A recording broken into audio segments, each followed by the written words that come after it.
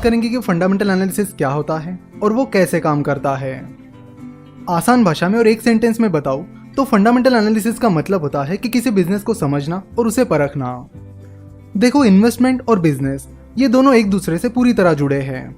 Investing करते वक्त आपको इन्वेस्टिंग पॉइंट ऑफ व्यू के साथ साथ बिजनेस पॉइंट ऑफ व्यू से भी सोचना होता है, और सिमिलरली बिजनेस करते वक्त आपको बिजनेस पॉइंट ऑफ व्यू के साथ साथ इन्वेस्टिंग पॉइंट ऑफ व्यू से भी सोचना होता है। एक दूसरे के बिना ये दोनों भी अधूरे हैं। तो फंडामेंटल एनालिसिस करते वक्त आपको दोनों पॉइंट ऑफ व्यू से सोचना होता है। यूजुअली लोग सोचते हैं कि अगर उन्हें फाइनेंशियल स्टेटमेंट्स और फाइनेंशियल रेशियोज का एनालिसिस करना आ गया और वैल्यूएशन निकालना आ गया तो वो अच्छे और सक्सेसफुल इन्वेस्टर बन पाएंगे, पर ये सच नहीं है। ये तो बस सिक्के की एक साइड है। दूसरी साइड में बिजनेस के ऑपरेशन से जुड़ी चीजें आती है, जैसे कि मोट यानी competitive advantage, business strategies, company के मैनेजमेंट का कंपनी को चलाने का तरीका एटसेट्रा। और इन्हें समझने के लिए आपको एक बिजनेसमैन की तरह सोचना होगा। दुनिया के सबसे successful investor mister Warren Buffett कहते हैं कि I am a better investor because I am a businessman and I am a better businessman because I am an investor. तो स्टॉक मार्केट इन्वेस्टिंग में सक्सेस हासिल करने के लिए आपको इन्वेस्टमेंट और बिजनेस इन दोनों से जुड़े स्किल्स सीखने होंगे, और इस फंडामेंटल एनालिसिस की सीरीज में हम इन दोनों चीजों पर फोकस करेंगे। पहले हम फंडामेंटल एनालिसिस को इन्वेस्टिंग पॉइंट ऑफ व्यू से समझेंगे और बाद में हम इसे बिजनेस पॉइंट ऑफ व्यू से भी समझेंगे। मिस्टर बेंजामिन ग्राहम, जिन्होंने द इंटेलिजेंट इन्वेस्टर ये बुक लिखा है और जिन्हें मिस्टर वॉरेन बफेट अपना गुरु मानते हैं, उन्होंने 1920s और 1930s में कंपनीज के फंडामेंटल पर रिसर्च करना शुरू किया और फंडामेंटल एनालिसिस की मदद से कंपनीज को परखना शुरू किया। आगे चलकर mister Warren Buffett, Charlie Munger, इन जैसे कई इन्वेस्टर्स ने फंडामेंटल एनालिसिस का अप्रोच यूज करके सक्सेस हासिल किया। फंडामेंटल एनालिसिस में जो भी फैक्टर्स आते हैं उन्हें बेसिकली दो कैटेगरीज में डिवाइड किया गया है, क्वालिटेटिव फैक्टर्स और क्वांटिटेटिव फैक्टर्स, जिन्हें आप क्वालिटेटिव एनालिसिस और क्वांटिटेटिव एनालिसिस भी कह सकते हैं।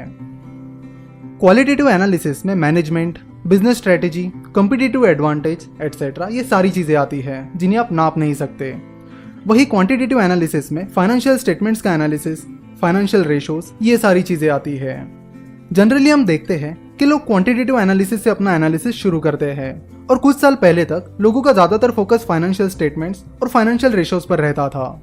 अब 10-15 साल पहले की या उससे पहले की जितनी भी इन्वेस्टमेंट पर लिखी हुई किताबें पढ़ोगे तो आपको पता चलेगा कि उनमें सबसे ज्यादा इंपॉर्टेंस अगर किसी चीज पर दिया गया है तो वो कंपनी के फाइनेंशियल स्टेटमेंट्स के एनालिसिस पर दिया गया है। पर आपको बता दूं कि अब जमाना बदल गया है, बहुत बदल गया है। कुछ अच्छे बदलाव आए हैं तो कुछ बुरे बदलाव आए हैं। अगर आप पिछले 10-15 सालों में हुई फाइनेंशियल एक्टिविटीज और बिजनेसेस पर नजर डालोगे तो आपको पता चलेगा कि पिछले 10-15 सालों में बिजनेसेस में अनइथिकल यानी अनैतिक और गलत एक्टिविटीज बहुत बढ़ गई है। स्पेशली इंडिया में तो बहुत बढ़ गई है। इंडिया के लॉज और सेबी उतने स्ट्रिक्ट नहीं है, इसलिए अगर इंडिया में किसी कंपनी के प्रमोटर्स कोई अनइथिकल एक्टिविटी करते हैं या फ्रॉड करते हैं तो उन्हें कम सजा मिलती है और आम इन्वेस्टर्स को वो स्टॉक गिरने से ज्यादा नुकसान हो जाता है। ये चीज हमने सत्यम कंप्यूटर में देखी है, गीतांजलि जेम्स जो कि नीरव मोदी के अंकल मेहुल चोकसी की कंपनी है उसमें देखी है, और अभी रिसेंटली लील इलेक्ट्रिकल्स और पीसी जूलर में देखी है, और इनके साथ ही न जाने कितनी कंपनीज में देखी है। ये जितनी भी कंपनीज अभी मैंने बताई उसमें इन्वेस्टर्स को जो लॉस हुआ है वो मेनली उन कंपनीज के प्रमोटर्स की अनइथिकल एक्टिविटीज की वजह से हुआ है।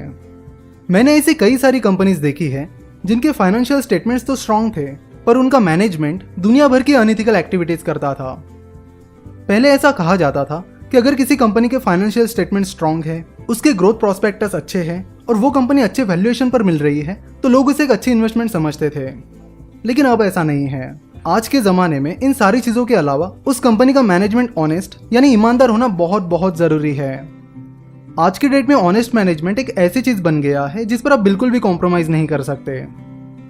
अगर किसी कंपनी की सारी चीजें सही है, ग्रोथ सही है, वैल्यूएशन सही है, फाइनेंशियल स्टेटमेंट्स अच्छी है और बाकी सब भी अच्छा है, पर अगर कंपनी का मैनेजमेंट ही ऑनेस्ट नहीं है तो उस कंपनी की और आपके इन्वेस्टमेंट की कब बैंड बच जाएगी आपको पता भी नहीं चलेगा। और आजकल यही सब हो रहा है और बहुत ज्यादा वॉल्यूम के साथ हो रहा है। इसलिए एक रूल हमेशा याद रखिए कि किसी भी कंपनी का एनालिसिस करते वक्त उसके मैनेजमेंट एनालिसिस को बिल्कुल भी अंडर एस्टिमेट मत कीजिए। Never under estimate the power of management analysis, क्योंकि यहां पर हुई एक गलती आपकी सारी मेहनत पर पानी फेरने के लिए काफी है। सो अगर आप किसी कंपनी का एनालिसिस करने जा रहे हो तो पहले उस कंपनी के मैनेजमेंट का एनालिसिस करो और उसके बाद बाकी सारी चीजों का एनालिसिस करो। नहीं तो कई बार ये होता है कि आप पूरी कंपनी का एनालिसिस कर लेते हो और आखिर में मैनेजमेंट एनालिसिस करते वक्त आपको पता चलता है कि कंपनी का मैनेजमेंट ठीक नहीं है। जिससे आपकी पूरी मेहनत बेकार जाती है।